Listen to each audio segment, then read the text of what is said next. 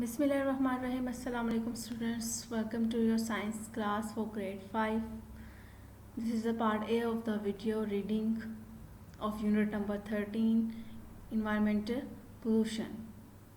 Now students, open your new Oxford Primary Science for grade 5, page number 117. Unit number 13, environmental pollution, माहौलियाती आलूदगी. Your environment is everything that is around you, whatever you happen to be. Your house, your school, the roads, the playing fields, the shapes, the shops, the people, the city you live in, and the air you breathe, all form the part your environment. On a wider scale, the environment of all living creatures is the earth. आपका जो माहौल है वो उसमें हर चीज़ आती है जो आपके इर्द गिर्द है, जिसमें आपका घर भी आ जाता है, आपका स्कूल भी आ जाता है, आपकी रोड्स, आपकी खेलने की जगह, शॉप्स, लोग, सिटी जहाँ पर आप रहते हैं, हवा जहाँ पे आप सांस लेते हैं, वो तमाम आपके माहौल में आ जाता है। और अगर बहुत बड़े पैमाने पर अगर बात की जाए तो आपकी ज़मीन जो है उसमें जितनी भी क्रिएचर्स रहती हैं तमाम क्या है, माहौल। The environment has an effect on living thing. We too have an effect on the environment. To live a comfortable life, we need to food, water, clothes, and shelter. We also need heat, light, machines, roads, and hundreds of other things. So many humans need produce different kinds of waste. This waste of if not handled properly damages the environment. When the environment is damaged by harmful things, is called polluted.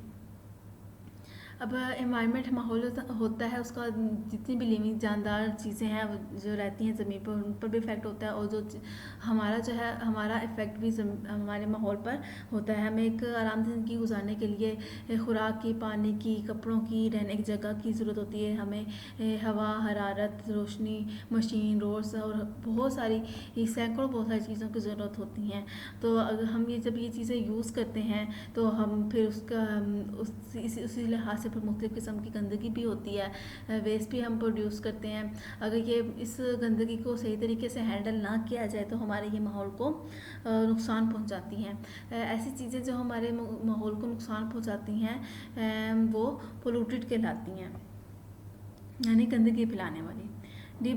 Biodegradable waste: when a bird dies or leaf falls off a tree, it eventually decomposes. This means that it is broken down by bacteria or fungi into simple components like water, carbon dioxide, and plant nutrients.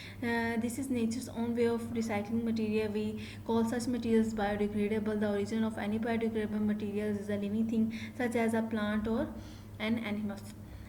जब कोई भी परिंदा मरता है या दरख्त से जो है वो पत्ते गिरते हैं तो वो खुद ब खुद छोटे छोटे टुकड़ों में तब्दील होना शुरू हो जाते हैं। जो क्या इनको तब्दील कौन करता है? बैक्टीरिया करता है या फंगी करता है। वो इनको पानी में, कार्बन डाइऑक्साइड में या प्लांट्स के जो न्यूट्रिएंट्स इस्तेमाल होते हैं उसमें तब्दील कर देता है।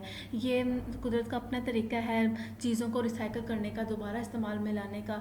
और ऐसे मटीरियल्स जिनको दोबारा इस्तेमाल में लाया जा सके उसे बायोडिग्रेडेबल मटीरियल्स कहते हैं। और किसी भी बायोडिग्रेडेबल मटीरियल्स का ओरिजिन जो होता है वो लिविंग थिंग होती है, जैसे कि प्लांट और एनिमल्स। नॉन बायोडिग्रेडेबल मटीरियल्स ऐसे होते हैं जिन्हें हम दोबारा इस्तेमाल में नहीं ला सकते हैं और वो किसी भी तरह से जो है वो डिकम्पोज नहीं हो सकते, उन्हें हम ज़ाया नहीं कर सकते और वो बहुत ज़्यादा अरसे तक रहते हैं। इनमें हमारे प्लास्टिक्स आ जाते हैं और ग्लास आ जाते हैं और सिरेमिक के मटेरियल्स आ जाते हैं। रिसाइकलिंग वेस्ट: ऐसे वेस्ट जिनको दोबारा इस्तेमाल कर सकते हैं वो कौन से होते हैं? बोटल्स होते हैं, उनको जो हम क्रश कर सकते हैं, या ग्लास जो है वो उसे हम दोबारा यूज़ कर सकते हैं। न्यूज़पेपर और दूसरी तरह के पेपर जो हैं वो उनका पल्प बनाकर उनके हम कार्ड या कार्डबोर्ड वगैरह बना सकते हैं। टिन, स्टील और दूसरे मेटल्स जो होते हैं उनको भी हम रिसाइकिल कर सकते हैं और बहुत सी दूसरी चीज़ें बनाने में इस्तेमाल कर सकते हैं, न्यू स्ट्रक्चर्स बनाने में इस्तेमाल कर सकते हैं। कॉजेज़ ऑफ पोल्यूशन के जो कॉज क्या होते हैं? Most waste end up being buried and piled up in big heaps. It is not too pleasant and it not good for the health. Some of it attractive microorganisms, flies, cockroaches, and rats, which also spread diseases. We are polluting our planet by activities which produce harmful substances. These substances can make air, land, and water dirty and impure. अब क्या होता है कि हम लोग मुख्तलिफ़ किस्म के जो वेस्ट होते हैं जो हम पैदा करते हैं, उसको या तो ज़मीन के अंदर दबा दिया जाता है या उसके बहुत बड़े बड़े ढेर पैदा कर दिए जाते हैं, जो कि देखने में भी अच्छा नहीं लगता और ना ही हमारे माहौल के लिए या हमारी सेहत के लिए अच्छा होता है। ये मुख्तलिफ़ किस्म के माइक्रो ऑर्गेनिज़म्स को भी अट्रैक्ट करते हैं, जैसे कि और मुख्तलिफ़ किस्म की मक्खियाँ, कॉकरोचेस और चूहों वगैरह को भी अपनी तरफ मुतवज्जा करते हैं, जो मुख्तलिफ़ किस्म के जो हैं वो बीमारियाँ पैदा करते हैं। हमारा जो मुख्तलिफ़ किस्म की एक्टिव सरगर्मियाँ हैं उसमें मुख्तलिफ़ किस्म के ख़तरनाक किस्म की चीज़ें पैदा करते हैं, जो हमारे ज़मीन के लिए, हमारे प्लानट के लिए बहुत ही ख़तरनाक है। और ये जो चीज़ ख़तरनाक चीज़ें होती हैं, ये हमारी हवा, ज़मीन और पानी दोनों को डर्टी यानी गंदा कर देते हैं। टाइप्स ऑफ पोल्यूशन, पोल्यूशन की किस्में, गंद आलूगी की किस्में कौन कौन सी होती हैं? सबसे पहले होती है ज़मीनी आलूदगी। ज़मीनी आलूदगी के हम पता है जैसे कि हम चीज़ें इस्तेमाल करते हैं, प्लास्टिक वगैरह, प्लास्टिक बैग्स वगैरह या इस तरह की और बहुत सी चीज़ें होती हैं जो सॉलिड्स भी होती हैं और लिक्विड्स भी होती हैं, जो हमारी ही एक्टिविटी सरगर्मी की वजह से पैदा होती हैं। वो हमारी ज़मीन को आलूदा कर देती हैं, और हम क्योंकि हम इन्हें अच्छे तरीके से डिस्पोज नहीं करते, हम इसे ऐसे गलियों नालों में फेंक देते हैं, ज़मीन पर फेंक देते हैं, तो हमारी ज़मीन जो है वो गंदी हो जाती है। और इसके कॉजेज़ क्या होते हैं? सबसे पहले क्या होता है, हमारे केमिकल वेस्ट जो होता है, हमारी जो फैक्ट्रीज बनाती हैं, हमारे इंसानों का सेवेज होता है, और लीटर जो कूड़ा करकट वगैरह होता है ग्राउंड पर, और पेस्टिसाइड और हर्बिसाइड्स जो हम लोग फील्ड्स में कीड़ों मकोड़ों को मारने के लिए और जड़ी बूटियों ख़त्म करने के लिए इस्तेमाल करते हैं वो, और मलबा वगैरह जो होता है कंस्ट्रक्शन से, वो भी हमारी ज़मीन को जो है वो आलूदा करता है। इफ़ेक्ट्स अब इसके असर क्या होते हैं? सबसे पहले लैंड पोल्यूशन की वजह से हमारी जो मिट्टी है वो ख़राब हो जाती है, इससे हमारे पूरा इकोसिस्टम होता है उसके लिए ख़तरनाक साबित होती है।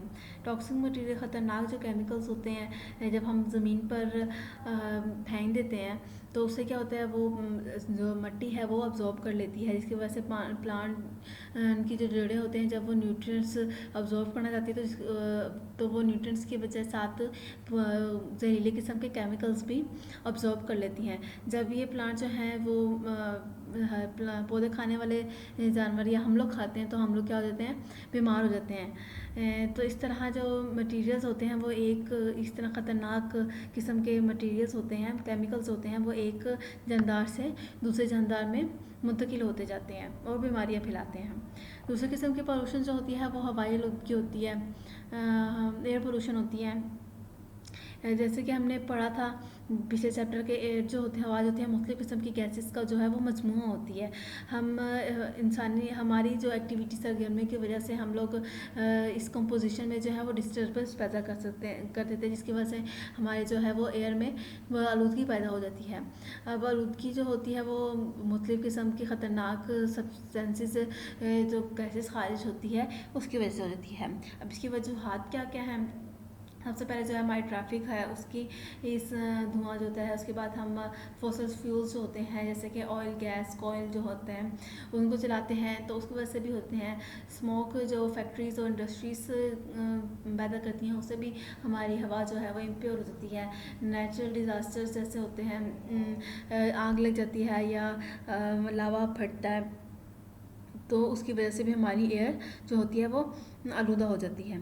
अब इसके असर क्या होते हैं? सबसे पहले कि हम उस हवा में जब सांस लेते हैं तो हमारी जो मुख्तलिफ सांस की बीमारियां होती हैं वो पैदा हो जाती हैं, हमें अस्थमा हो जाता है या ब्रोंकिस हो जाता है। जैसे कि हम जानते हैं कि हमारे प्रोटेक्टिव जो लेयर है ज़मीन के इर्द गिर्द, ओजोन, वो भी डैमेज हो जाती है, जो जिसकी वजह से जो सूरज से हार्मफुल रेज जो आती हैं वो भी ज़मीन पर आना शुरू हो जाती हैं और मुख्तलिफ़ किस्म की बीमारियां पैदा होती हैं। तीसरी किस्म की पोल्यूशन जो है वो है वाटर पोल्यूशन, पानी की आलूदगी। पानी की आलूदगी क्या होती है कि अब पानी सबसे पहले हमारी बहुत ही अहम जो है वो चीज़ है ज़मीन पर ज़िंदगी के लिए। हमारी ज़मीन जो है उसके 70% जो हिस्सा है वो पानी से कवर्ड हुआ होता है। क्लीन और साफ़ और पानी जो है वो हर किसी जानदार की ज़रूरत है। लेकिन क्या आप इस बात पर श्योर हैं कि आप साफ़ पानी पीते हैं? मोस्ट ज़्यादातर रिवर्स, लेक्स और समुद्रों का पानी जो है वो हमारी ही सरगर्मी की वजह से है वो गंदा हो चुका है। इसकी कॉजेज़ क्या क्या हैं कि हम ऑयल जो होते हैं और पेस्टिसाइड्स, हर्बिसाइड, फर्टिलाइजर्स और इंडस्ट्री वो सारा का सारा जो है हम नदी नालों में या दरिया में फेंक देते हैं, जिसकी वजह से जो है वो एक तो समुद्री जो हयात है, अभी हयात है, वो भी ये नुकसान उठाती है और हम लोग भी नुकसान उठाते हैं। अब उसके इफ़ेक्ट्स क्या होते हैं, असरात क्या होते हैं? सबसे पहले तो हमें पीने जब हम गंदा पानी पियेंगे तो हमें खुद ही बीमारियां लगेंगी।